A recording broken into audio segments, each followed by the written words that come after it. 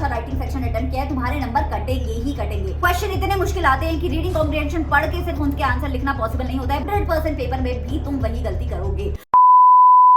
कुछ दिनों पहले मैंने YouTube पे अपनी 10th और 12th की मार्कशीट क्या पोस्ट कर दी। हर वीडियो के नीचे तुम सब मुझसे मांग रहे हो इंग्लिश की मेरी पर्सनल स्ट्रैटेजी जो मैंने बोर्ड एग्जाम से फॉलो की थी, that made me score more than 92 marks in 10th and also 12th। तो the strategy I will request you to watch this video completely, क्योंकि आज मैं रीडिंग सेक्शन ही नहीं, ग्रामर, लिटरेचर और राइटिंग सेक्शन की भी टिप्स तुमसे शेयर करने वाली हूँ। Without wasting any time, let's dive into the first section of our English paper, which is your reading comprehension. धीरे धीरे पिछले 5 साल में ये ट्रेंड देखा गया है कि इंग्लिश के बोर्ड एग्जाम में सबसे टफ सेक्शन जो आता है वो आता है रीडिंग कॉम्प्रिहेंशन का। क्वेश्चन इतने मुश्किल आते हैं कि रीडिंग कॉम्प्रिहेंशन पढ़ के सिर्फ उनके आंसर लिखना पॉसिबल नहीं होता है, बल्कि तुम्हें रीडिंग कॉम्प्रिहेंशन को अच्छे से समझना भी पड़ता है। तो इसके लिए पुरानी वाली स्ट्रैटेजी की पहले क्वेश्चन पढ़ेंगे और फिर रीडिंग कॉम्प्रिहेंशन पढ़ेंगे बिल्कुल भी काम नहीं आती है, बल्कि इसके लिए तुम्हें चाहिए एक जोरदार नई स्ट्रैटेजी। स्टेप 1 में तुम्हें यूटिलाइज करने हैं एक्स्ट्रा 15 मिनट। एग्जाम से पहले जो तुम्हें एक्स्ट्रा 15 मिनट मिलते हैं, जिसमें तुम इधर उधर दोस्तों से बातें करके टाइम वेस्ट कर देते हो, इस टाइम में तुम्हें इंग्लिश के एग्जाम में दिए गए दोनों रीडिंग कॉम्प्रिहेंशन की एक इंस्टेंट रीडिंग लगानी है। इस रीडिंग का ऑब्जेक्टिव है कि तुम्हें समझ आना चाहिए कि रीडिंग कॉम्प्रिहेंशन किस बारे में लिखा है, उसमें क्या क्या चीजें कवर की गई है। स्टेप 2, जैसे ही एग्जाम की घंटी बजती है वैसे ही तुम्हें रीडिंग कॉम्प्रिहेंशन नंबर 1 उठाना है और उसके क्वेश्चन को पढ़ना शुरू करना है। क्वेश्चन की कीवर्ड्स को अपने दिमाग में रखना है और अब लगाना है रीडिंग कॉम्प्रिहेंशन की last and the most important reading. तुम ये रीडिंग लगा रहे हो तो तुम्हारा ऑब्जेक्टिव है कि क्वेश्चन में पूछी गई चीजें तुम्हें जहां पे भी रीडिंग कॉम्प्रिहेंशन में दिखे, तुम्हें वहां पेंसिल से मार्क करना है और यहीं से निकलेगा तुम्हारा आंसर। जब तुम इन आंसर्स को एग्जाम में लेके आओगे तो ध्यान रखना कि तुम्हें वर्ड लिमिट को फॉलो करना है। पर रीडिंग कॉम्प्रिहेंशन तुम्हें 10 से 15 मिनट ही स्पेंड करने हैं बच्चा। डे 1 पे अगर तुम रीडिंग कॉम्प्रिहेंशन लगा रहे हो तो तुम्हें 10 से 15 रीडिंग कॉम्प्रिहेंशन लगाने हैं और उन्हें 2 से 3 घंटे के बीच में सॉल्व करना है। और सिर्फ 2 ही चीजों पे काम करना है, एक तुम्हारी रीडिंग कॉम्प्रिहेंशन को सॉल्व करने की स्पीड और दूसरा तुम्हारे आंसर्स की एक्यूरेसी।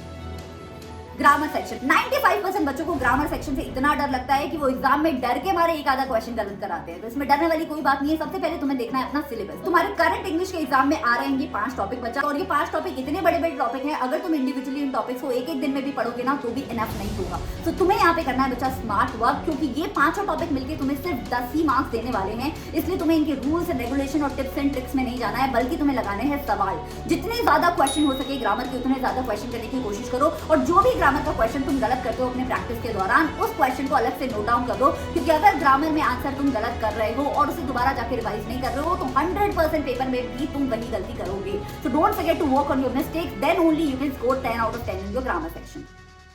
नाउ कम्स ऐसा सेक्शन इंग्लिश एग्जाम का जिसमें सबसे ज्यादा टाइम वेस्ट करके आते हैं बच्चे, लेकिन वो सबसे ज्यादा इजी और स्कोरिंग होता है। उसका नाम है राइटिंग सेक्शन। अरे राइटिंग सेक्शन में क्लास 10 में सिर्फ ये दोनों चीजें आ रही हैं और इन दोनों चीजों को एज करना बाएं हाथ का खेल है तुम्हारा, अगर तुम्हें ये 3 टिप्स आती हैं। Trick number 1, right format. Writing section का फॉर्मेट ओवर द इयर्स कई बार चेंज हो चुका है, तो तुम्हें निकालना है अपने राइटिंग सेक्शन का करंट फॉर्मेट और उसका रट्टा मार के घोल के पी जाना है। तुम्हें अगर ये फॉर्मेट नहीं आता तो नो मैटर तुमने कितना अच्छा राइटिंग सेक्शन अटेम्प्ट किया है, तुम्हारे नंबर कटेंगे ही कटेंगे। Tip number 2, starting lines and ending lines. एक राइटिंग सेक्शन में तुम कैसे लेटर और पैराग्राफ को स्टार्ट कर रहे हो और कैसे उसे एंड कर रहे हो, इसी पे तुम्हारे बहुत सारे मार्क्स टिके हुए होते हैं। तो अगर तुम्हारी इंग्लिश अच्छी नहीं है तो डरने की बात नहीं है। बस तुम्हें क्या करना है कि स्टार्टिंग लाइन्स और क्लोजिंग लाइन्स के 3-4 वर्जन के रट्टे मारने हैं बच्चा। इन्हीं को एग्जाम में लिख के आना है और मेन बॉडी में डालना है तुम्हें वो कंटेंट जो एग्जाम में पूछा हुआ है। तो यहीं से आती है तुम्हारी ट्रिक नंबर 3। तुम लेटर और पैराग्राफ की मेन बॉडी लिख रहे हो तो ध्यान रखना कि वर्ड लिमिट को तुम्हें फॉलो करना है। क्वेश्चन में जो पूछा है सिर्फ उसी के बारे में लिखना है और बहुत ज्यादा ज्ञान बांटने की वहां पे जरूरत नहीं है। फॉर एग्जाम्पल, अगर तुम्हें क्वेश्चन आया कि एक न्यूज़पेपर के एडिटर को तुम्हें खत लिखना है ग्लोबल वार्मिंग के ऊपर, तो तुम्हें उसमें ये सब डालने की जरूरत नहीं है कि ग्लोबल वार्मिंग के क्या कॉजेस होते हैं, क्या रीजंस होते हैं। बस तुम्हें ये लिखना है that global warming is a pressing concern और तुम उसके बारे में कैंपेन चलाना चाहते हो।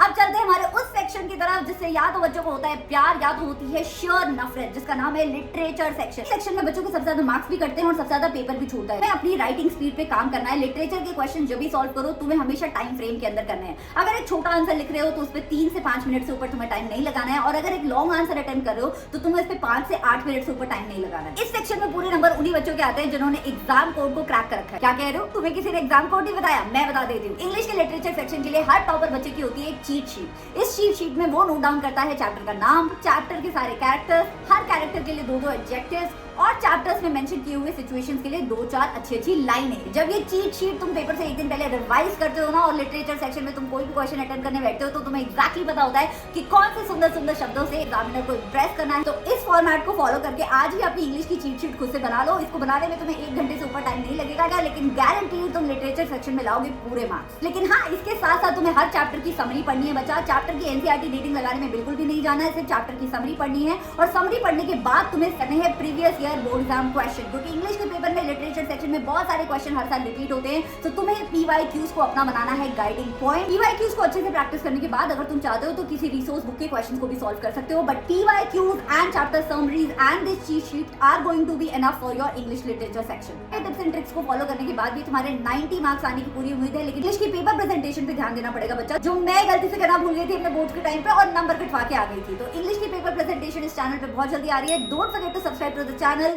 and press the bell icon. All the best for your exam. I'll see you next time. Bye.